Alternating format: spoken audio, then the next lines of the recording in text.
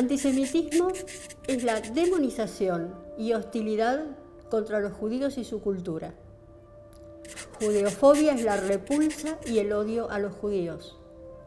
Antisionismo es la oposición a la existencia del Estado de Israel. Veamos judeofobia. El feroz ataque del 7 de octubre demuestra otra vez que estas tres palabras quieren decir lo mismo. El odio a los judíos tiene una larga historia. Comenzó cuando asumieron la responsabilidad de denunciar que hay un solo Dios bajo el cual todos somos iguales. Idea revulsiva, en total oposición a la creencia en la multiplicidad de dioses del politeísmo. En el mundo en el que imperaba el paganismo, la propuesta irreverente y extraña del monoteísmo fue resistida por los conquistadores romanos. El judío más prominente de la historia es Jesús, ese rabino rebelde, crucificado como delincuente y entronizado décadas después por el apóstol Pablo como el Mesías, que había venido a redimir a la humanidad. En las crónicas de los apóstoles Mateo, Marcos, Lucas, Juan, Jesús, el Mesías, traía una nueva religión. Mesías es una palabra hebrea que, transliterada al griego, se convierte en Cristo. Cristo es lo nuevo.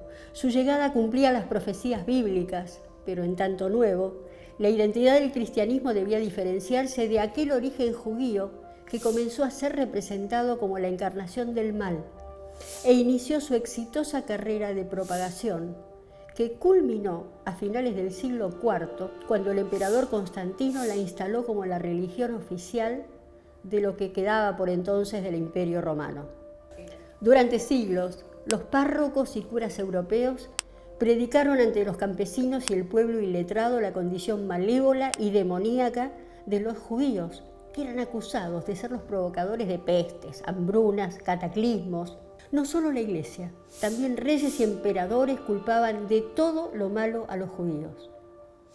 Difundieron profusamente el llamado libelo de sangre, la acusación de que los judíos secuestraban niños cristianos y los desangraban para sus rituales satánicos. Más cerca de la modernidad, sumaron la acusación de los judíos como codiciosos, explotadores, que planeaban y orquestaban teorías conspirativas para lograr el poder universal. La propaganda de la Iglesia y de los estamentos del poder fue tan poderosa que la satanización de los judíos es desde entonces parte integrante de la identidad occidental. El judío es el culpable. Veamos antisemitismo. En el siglo XIX, la judeofobia devino en antisemitismo. La hostilidad y el odio contra los judíos, los semitas, tuvo un nuevo argumento. ¿De dónde viene la idea de lo semita y cómo se aplicó al pueblo judío? Semita es una de las familias de los idiomas humanos. Es un concepto lingüístico. De entre las muchas familias de lenguas, dos son la semita y la aria. En la familia semita están el árabe, el hebreo, el arameo. En la aria, las lenguas indoeuropeas. No se trata de razas, sino de idiomas. La idea de tomar lo semita y lo ario y aplicarlo a las personas, a la biología, fue del político alemán Wilhelm Marr, a quien le debemos la palabra y el concepto de antisemitismo. Esta idea, tan difundida, es una superchería científica. Y lo es por dos motivos. Uno, porque la teoría racial no corresponde a los humanos. No existen razas en los seres humanos. Somos una sola raza, la raza humana. Las diferencias son exteriores, de colores, de formas, no nos definen como razas diferentes. Otro motivo de esta falsedad es el pase de magia de saltar de la lingüística a la biología, poner el origen de las lenguas como un determinante genético. La teoría racial, que es falsa, al tomar lo semita como genético, fue la materia prima del concepto de antisemitismo que hoy se usa indistintamente con el concepto de judeofobia. Hablemos de antisionismo. Es oponerse a la existencia del Estado de Israel. El sionismo comenzó a finales del siglo XIX, soñado y propuesto por Theodor Herzl, político y periodista húngaro, que propuso el establecimiento de un hogar judío a salvo de las persecuciones y del antisemitismo reinante. Este sueño generó un movimiento de liberación nacional que se hizo realidad recién después del Holocausto, cuando las Naciones Unidas, con el apoyo entre otros de los Estados Unidos y la Unión Soviética, decretaron la partición en dos estados, uno judío y el otro árabe. Argentina, abstention. Australia, yes.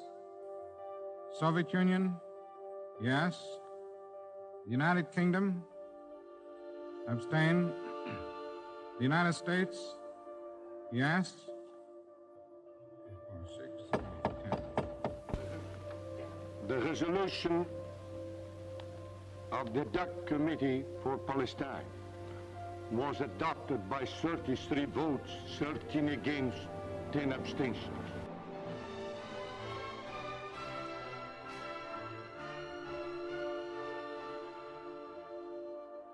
Los judíos lo aceptaron, los árabes no, y fueron instados a dejar sus lugares para ser asilados en campos de refugiados a la espera de que los poderosos países árabes vecinos cumplan su promesa de echar a los judíos al mar. A partir de entonces se sucedieron los ataques, las guerras contra Israel en la que siempre derrotó a sus atacantes. La simpatía que acompañó a Israel en sus primeras luchas contra las incursiones árabes tuvo un punto de inflexión en la Guerra de los 6 días. La geopolítica y el petróleo cambiaron los apoyos internacionales y hubo una nueva partición del mundo. La Unión Soviética, que había apoyado el nacimiento de Israel, se alió con los países árabes. Cuando Israel ganó esta nueva guerra de manera concluyente y veloz en 6 días, la derrota fue humillante para sus vecinos, que crearon la narrativa del Estado colonizador que victimiza a la población árabe, que no lo olvidemos, seguía refugiada en los campos forzosos, eternamente transitorios, en los que los árabes insistían que siguieran. Ninguno de los países vecinos recibieron a los palestinos. Esperen a que echemos a los judíos al mar y recuperaremos todo. Esta forzosa condición de víctimas a la que estaban sometidas por sus propios hermanos se equilibró con la condición contraria de los judíos, que en la nueva narrativa, antes víctimas, inermes e impotentes, pasaron a ser los aguerridos y vencedores, los que defenderían con sangre y fuego su nación y su casa, a costa de la victimización de los palestinos. Palestinos es una palabra que se instaló en ese momento. La Organización de Liberación Palestina, liderada por Yasser Arafat, instaló el concepto de pueblo palestino como una nueva bandera de lucha y reivindicación, con el relato de la liberación del pueblo palestino y el de Israel como su sojuzgador. Cuando la OLP perdió poder político en manos de Hamás, que hoy es amo y señor de la Franja de Gaza y de la ribera oriental de Judea y Samaria, el relato se concretó en una militarización progresiva y una escuela de odio instilada desde el jardín de infantes. Varios grupos, tal vez con las mejores intenciones, creen defender los derechos humanos y exigen liberar Palestina desde el río hasta el mar. Están diciendo que alientan el exterminio de los judíos israelíes. Es una consigna antisemita de pura cepa. Así, el islamismo radical sube la apuesta y hoy acusa a Israel de ocupante ilegal, genocida y apartheid. 3 acusaciones sin fundamento. No es ocupante de Gaza porque Israel abandonó Gaza en 2005, hace casi 20 años que no está allí, y los gazatíes destruyeron todos los emprendimientos construidos, granjas, viveros, fábricas. No es apartheid porque en Israel árabes, drusos, palestinos y otras etnias gozan de los mismos derechos que los judíos y acceden a todo tipo de cargos públicos y posiciones laborales. Tampoco es genocida, porque esta y todas las guerras en Israel fueron defensivas. Nunca comenzó ninguna. El ejército israelí tiene como eje principal evitar dañar a la población civil. Las acciones de la presente guerra están precedidas por advertencias a la población para que abandonen el lugar antes de ser atacado. Se realizaron 80.000 llamadas telefónicas, se arrojaron más de 7 millones de folletos, se enviaron más de 13 millones de mensajes de texto y 15 millones de llamadas grabadas a los palestinos en Gaza. ¿Qué otro ejército del mundo hace una cosa igual? ¿Avisar del ataque e indicar dónde tendrá lugar para que los civiles se pongan a resguardo? Las acusaciones hacia Israel replican las históricas acusaciones judeófobas travestidas hoy como políticas. Criticar a alguna política israelí es legítimo, así como criticar a cualquier política o cualquier gobierno de cualquier país del mundo. Pero ningún país es identificado con su gobierno. A ningún país se le exige que sus residentes lo abandonen. Ningún país, ni los más sanguinarios y racistas, es acusado de maldad, crueldad, discriminación y racismo como Israel. Guerras y asesinatos en todas las latitudes son pasadas por alto y no mencionadas ni registradas ni por los medios ni las redes. No parecen ser merecedores de ninguna repulsa social, salvo que se trate de Israel. Hay que vender noticias. Y ya sabemos, Jews are news. Quien dice, no soy antisemita, soy antisionista, incurre en una contradicción. El antisionismo, es decir, la convicción de que Israel no tiene el derecho a existir como cualquier otro país y que su población judía debe desaparecer, son formulaciones antijudías explícitas. A ningún país del mundo se le niega el derecho a existir, solo a Israel. Los antisionistas sufren de una doble ceguera. No ven las cosas como son y, lo que es peor, no ven que no ven. Los islamistas radicales han hecho un exitoso trabajo instalando al pueblo palestino como víctima de Israel. Están ganando la batalla cultural. Y reconocerse antisionista hoy es cool, mientras que reconocerse antisemita, no.